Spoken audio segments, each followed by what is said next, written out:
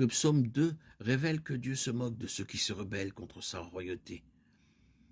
C'est comme l'image comique d'un enfant en âge de maternelle qui s'énerve contre ses parents et s'enfuit de la maison, jusqu'à la maison de son voisin.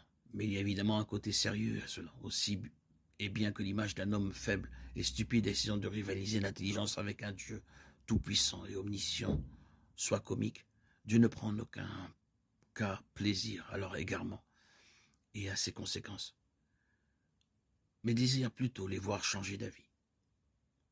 Ézéchiel 33, 11. Dis-leur, je suis vivant, déclare le Seigneur l'Éternel. Ce que je désire, ce n'est pas la mort du méchant, mais qu'il change de voie et qu'il vive. Revenez, revenez de votre mauvaise voie. C'est pourquoi mourriez-vous, maison d'Israël? Matthieu 23, 37, 38.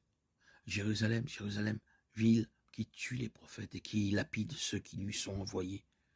Combien de fois ai-je voulu rassembler tes enfants, comme une poule rassemble sa couvée sous ses ailes, et vous ne l'avez pas voulu.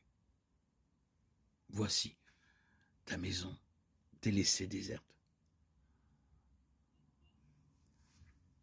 On ne plaisante pas en présence de quelqu'un qui vient de perdre un être cher.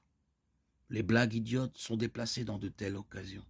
De la même manière, Dieu se concentre sur les perdus et recherche ceux qui prendront soin de leur âme comme il le fait.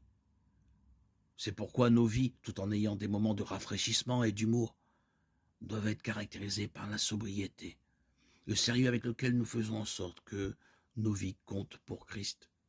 1 Thessaloniciens 5, 6. Ainsi donc, nous ne dormons pas comme les autres, mais veillons et soyons sobres. Mais puisque nous sommes du jour, soyons sobres, ayant revêtu la cuirasse de la foi et de l'amour, ayant pour casque l'espérance du salut. Tite 2.2. Les vieillards doivent être sobres, honnêtes, modérés, saints dans la foi, dans l'amour et dans la persévérance.